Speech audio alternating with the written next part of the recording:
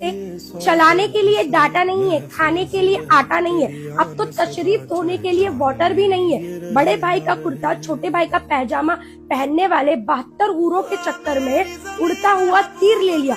अब तो खुदा की कसम भारत से अल्लाह भी नहीं बचाने वाला है। बच्चे टाइटैनिक ਜਿਹੜਾ ਜਹਾਜ਼ ਬਣਾਇਆ ਸੀ ਨਾ, ਉਹਨੇ ਵੀ ਇਹੀ ਧਮਕੀ ਲਾਈ ਸੀ ਕਿ ਹੁਣ ਅੱਲਾ ਵੀ ਨਹੀਂ ਬਚਾ ਸਕਦਾ। ਤੇ ਫਿਰ ਵੇਖ ਲੈ ਉਹਦਾ ਹਸ਼ਰ ਅੱਜ ਵੀ ਪਏ ਆਈ, ਉਹਦਾ ਜਿਹੜਾ ਬਾਲਣ ਬੁੱਲਣ ਹੈ ਨਾ ਅੱਜ ਵੀ ਪਏ ਹੈ।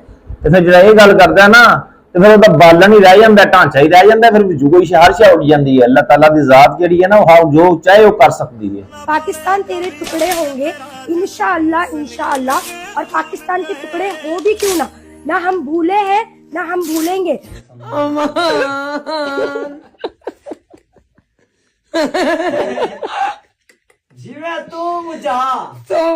अच्छा मैंने जरा हैरानगी आउंदी है, पाकिस्तान ਦੇ ਟੁਕੜੇ ਹੀ ਨਾ ਕਰਨੇ ਨੇ। ਆ ਵਿਚਾਰਾ ਵੇਖਿਆ ਜੇ ਕਪਰੇਡ ਆ ਮਰੇ, ਇਹਨੂੰ ਪੋਲੀਓ ਦੇ ਕਤਰੇ ਪਿਆਓ, ਇਹਨੂੰ ਕੋਈ ਦੁੱਧ ਘਿਓ ਸ਼ਿਓ ਖਵਾਓ, ਇਹਨੂੰ ਕੋਈ ਦੋ ਰੋਟੀ ਬਾਤ ਦੇ ਦਿਆ ਕਰੋ। ਪਿੰਡਾ ਯਕੀਨ ਕਰੋ ਸੁੱਕ ਗਿਆ ਇਹਦਾ ਭੁੱਖ ਦੇ ਨਾਲ। ਕਿਉਂ ਇਹ ਜੰਗ ਲਾਣੀ ਸ਼ੁਰੂ ਕੀਤੀ ਹੈ? ਇਹ ਵਿਚਾਰੇ ਕੋਈ ਜ਼ਮੀਨ ਤੇ ਜਿਹੜਾ ਖਲੋਤਾ ਨਹੀਂ ਜਾਂਦਾ ਉਹਨੇ ਜੰਗ ਅੰਬ ਲੜਨੀ ਹੈ।